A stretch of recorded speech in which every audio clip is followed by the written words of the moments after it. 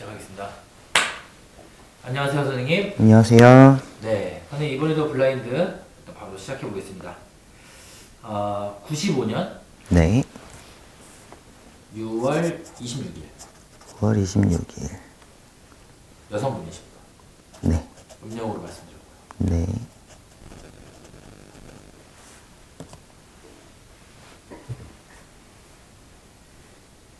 이분 같은 경우에는 제가 다른 영상에서도 말씀해 드렸는데 좀 예술가적 기질이 좀 다분하신 분이에요. 오. 이런 분들이 조금 나르시스트가 아니고 본인만의 그 어떤 세계관이라든지 뭐 철학, 뭐 자아가 좀 비대하다 그래야 되나?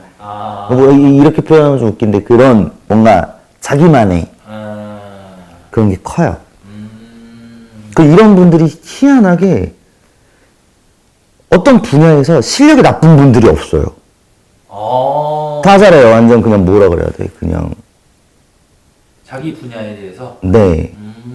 뭐 예술가라고 그냥 볼게요. 지금 제가 이분 직업은 모르겠는데 예술가라고 치면은 노래도 잘해, 춤도 잘 춰, 말도 잘해. 뭐 예를 들면 연기도 잘해. 뭐 이런 뭐 완전 어디 나라도 안 빠지는 분들. 그래서 이런 분들이 실력이 나쁠 수가 없어요. 이런 사주는 같은 예술가여도. 근데 그래서 좀 남을 안 믿는다기보다는 이제 믿음의 주체가 보통 본인이에요. 난 나만 믿어. 내 실력 믿고 그쵸. 해왔던 대로 하면 돼. 맞아요. 뭐든 이겨낼 수 있어. 이런 스타일인 거네요. 네. 근데 이분이 뭐 예술가적인 그 사주도 가지고 계신데 그거랑 다르게 좀 희한한 게 이분은 보통 이러면은 되게 능력 있고 그래도 본인이 기질이 예민하고 이러니까 좀 외로운 경우가 많거든요. 근데 이분은 안 그래요. 주변에 사람 귀인이 되게 많아요. 그 이분도 잘 어울리고. 그 이런 분들이 사실 내 주변에 있다면 좀 능력도 있고 솔직히 예술가적인 그 기질이 있으면은 보통 평범한 사람들이 볼 때는 부대끼고 지내면 쟤 좀 이상하다고 생각을 할 수밖에 없어요. 이상하고 좀 어렵고 뭔가 다르고. 맞아요. 사고력도 좀 다르거든요. 근데 이분 주변에는 사람이 되게 많아요. 그러니까 이분도 당연히 끝내한테 당연히 잘하겠지만 사람으로 서로 상대할 때는 되게 어려운 타입이거든요. 근데 뭐 귀인이 엄청 많다고 그렇게 나와요. 그리고 뭐 명성이나 이런 거에 비해서 구설도 사실 적으신 것 같고. 이분은 귀인이 많은데 특히나 쥐띠랑 쥐띠, 토끼띠가 근처에 있으신 것 같은데 이분은 이 띠가 올해는 아주 괜찮은 귀인이에요. 이분 신수는 제가 항상 이런 분들이 오면은 더 어려워요. 왜요? 운이 너무 좋으신 편이거든요, 올해. 네. 그래가지고 하고 싶은 거 다 하실 것 같고 기약한 게 있으시다면은 일적으로는 적어도 얼마든지 그러니까 뭐랄까 이게 방향을 조언해 주시거나 네. 해야지 이제 상담이 되는데 네네네. 다 좋으니까 뭐 알아서 하실 것 같은데. 그러니까요. 이런 분들은 되게 네네. 그 타고난 게 너무 좋으시니까 사실. 좋아요. 그렇다고 이분이 쉽게 살아온 건 아니겠죠. 당연히 어려움도 있고 했지만. 네네. 근데 이런 분들은 아까 말씀드렸듯이 자기만의 철학, 세계관 이런 게 있기 때문에 사실 어떻게 보면 이거를 그냥 딱 얘기하자고 하면은 완벽주의적인 성향도 있는 거예요. 근데 세계관이 있는 게 낫다고 보세요? 없는 게 낫다고 보세요? 그러니까 뭐 일반 여러 일반인분들 보편적으로 봤을 때. 근데 이분이 지금 그런 있냐 없냐가 뭐 좋다고 얘기를 하려면 그 사람의 지금 하고 있는 일도 중요하고 성향도 중요한데 예를 들자면 이런 분이 회사에 다녀요. 그럼 주변 사람들이 얼마나 피곤하겠어요. 그럴 것 같아. 네. 그럴 것 같아. 근데 본인도 얼마나 피곤하겠어요. 못 버티지. 그쵸. 근데 이런 분들은 끈기가 없다기보다는 성향이 이러신 분들이 일반 회사에 들어가면은 말단으로 시작해도 피곤하고 능력이 너무 좋아서 상사로 있어도 피곤해요.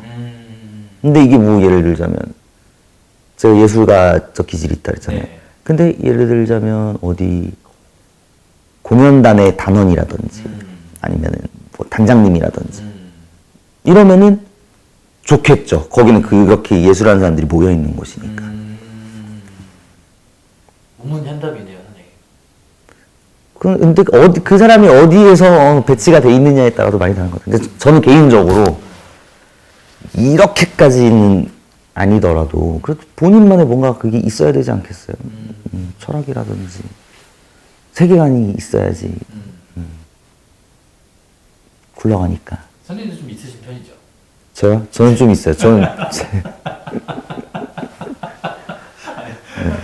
있어야 돼요. 있어야죠. 선생님 네. 또 직업이라고 하면 그렇지만 이제 업을 계속 이어나가고 계시니까 있으신 게 맞죠. 그게 다 저마다의 자기 세계관이 없는 사람이 어디 있겠어요. 좀 특이하고 좀 덜하고 더하고 이런 거지. 더 주실 곳에 있을까요? 아니요. 네. 근데 또 이거 완전 여담인데 네. 제가 이 질문 아까 못 드려가지고 답답해가지고 아까도 그 세계관이 좀 있고 철학이 있는 예민한 분 있잖아요. 네. 근데 뭐 아까 그 말씀하시다가 음악이랑 미술하는 분들이 좀 유독 더 그렇다 네. 했는데 진짜 그냥 뭐 농담 삼아 질문 드릴 수는 있는데 음악하는 사람이 더 예민해요? 미술하는 사람이 더 예민해요? 이거는 저의 보편적으로. 경험담으로 말씀드릴게요. 네. 저는 친구들도 미술하는 애들 있고 음악하는 애들 있는데 이제 저의 빅 데이터로 따지면 음악이 더 예민해요. 그 중에서도 클래식 하시는 피아노 하시는 분들 좀 덜하거든요.